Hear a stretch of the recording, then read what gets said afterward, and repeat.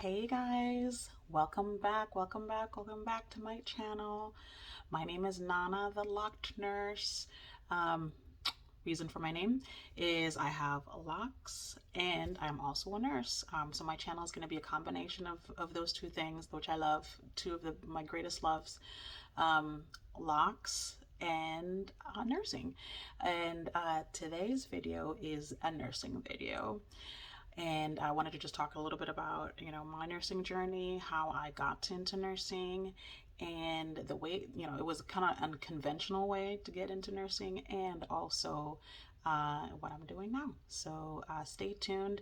Go ahead and click subscribe, okay? Just do it because you're gonna love all my videos. So go ahead and click subscribe, and also hit the notification bell, and that's going to tell you whenever I post something new.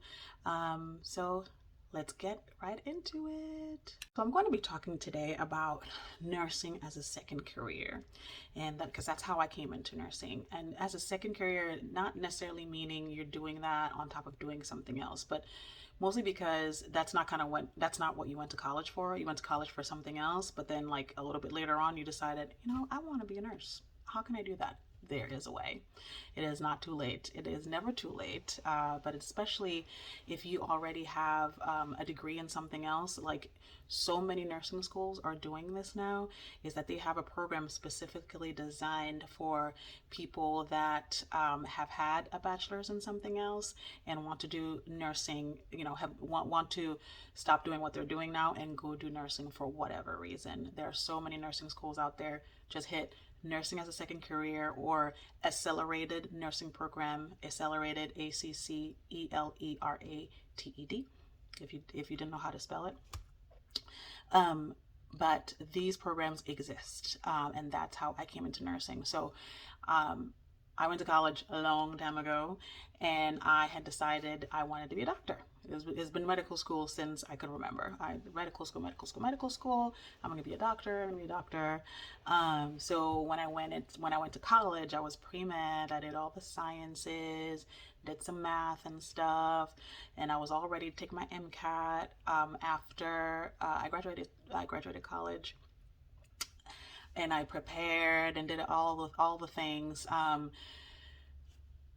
Important to note that I did not do as well in my sciences in college as I should. I knew that I wasn't a super competitive candidate for medical school, but I wanted to go so bad. So I took all the MCAT prep courses. I took the MCAT and did not do well. And so I was kind of like in a crossroads, like in a weird position because I was like, oh, I don't know what else I'm gonna do. All I've ever wanted to do is to be a doctor. So I don't know. I didn't do well on this MCAT. Like I really don't want to take it over. And this is after college, and so I had just gotten a job as a research assistant at an optometry office, and I kind of liked that. It was in the medical field, so I was still feeling like I was doing something medical, which is like, that was non-negotiable. I had to be in the medical field, so I did that for a few years, but I just felt like that wasn't really going anywhere, and there was like no room for growth, and I didn't that really I needed to do something where I kind of got to the point where I felt like I wasn't learning anything, and that just does not work for me. So I decided I applied for this job I lived in New York City at the time, so I worked at Cornell Medical Center in Manhattan in the 50s on the east side by the East River, and I loved it. I was a research assistant there too. I assisted a nurse who was doing clinical trials with devices. So defibrillators, pacemakers, the ICD, all those kinds of devices. And so she was doing research on that, and she needed an assistant. And she was also partnering with a doctor. He was a cardiologist who was also doing research on coagulopathies and how blood clots and strokes and all these things. And so this was all very, very interesting to me, and I love that. I love that way more than the optometry because it was a little more medical. I was in a hospital, and I love that. And my supervisor, who was a nurse, I shadowed her. I went with her to the floor where she went to where she went to talk to patients, try to enroll them into the studies, and she wasn't even doing anything clinical. But I just watching her like was, and all of a sudden light bulb went off, and I was like, why didn't I think of nursing? What in the world have I been doing with myself this whole time? So right away I started to do research, and I was like, how can I get into nursing now that I'm not in college anymore? Like, how what can I do? And I did research, and I found that apparently nursing schools have a program completely designed for people like me who have decided on nursing later on in life, and there's a way to do it. And I said, yes, let's get it going. There were some prerequisites that I had never taken in college that I had to take, like anatomy and physiology. And so I kind of did that while I was still working, kind of preparing to go to nursing school. So these programs, like I said before, they're called accelerated programs, accelerated nursing programs. They usually about a year. I think the longest I've seen is maybe 15 months, but that's about how long they are. And they just kind of like pack everything in. So you already have a liberal arts, kind of like the liberal arts part of your degree. So all you need are the nursing things. So it's basically like all nursing for a year or 15 months or however long it is. And they pack it in, including the summer. So it's very intensive, but it's a year and you're done and you have your bachelor's in nursing. And I was like, where do I sign up? Show it to me. And so the prerequisites though that you need to get in, if you didn't take them in college, you have to do these before you go you apply for these kinds of programs. And I think for me, the ones that I hadn't taken were anatomy and physiology 1 and 2. I'd never taken a statistics, and they need a statistics class. I'd never taken psych, which is weird. I don't know why I never took psych in college, but psych, like human development, I think is what they like to see. So A&P, stats, human development, and microbiology. I'd never taken that in college also either, and so I had to take that. So once I got all of those kind of squared away, and I think there's like some chemistry and other things, but I had taken those. But if you go on any school's website, they will tell you exactly what they require for you to apply. And so I took all of those. I applied to several. I think I applied to about 3 or 4.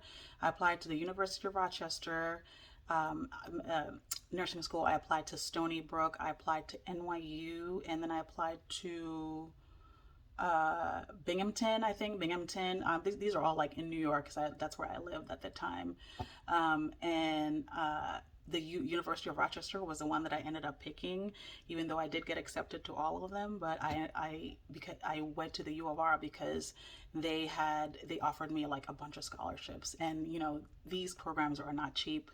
But like I always say, like any career in the medical field is an investment, because you will never want for a job. The job security is crazy. Anywhere you go, you will probably have a job. And so yes, you do put a lot of money into it, but you are secure in knowing that you probably will always be employed. And so that's what I kind of used to kind of assuage my anxiety about taking out loans to pay for school, because I definitely have not regretted doing that. So for these programs, they do advise you to not work while you're doing it. And I really considered it because I was anxious about money. I didn't want to take out all these loans, but it's really impossible because there's just so much. You're doing so much. Especially when the clinical start, you're doing clinical, and then you're doing all your classroom work. You're writing papers. It's a lot. And so working would probably not have been a good idea if I wanted to do well and be successful. But that's the beauty is, and I know that people don't like to hear about loans and about taking out loans, but like I said, it's an investment. You're investing into your future, and this kind of career will not let you down. You will be secure in your job, and you'll always have a job. And so that's kind of like what I told myself. But so the program was 12 months long. I started in May of 2010 and finished in May of 2011. And it was through the summer. We did have winter break for Christmas and New Year and stuff. And then we were back and we banged it out.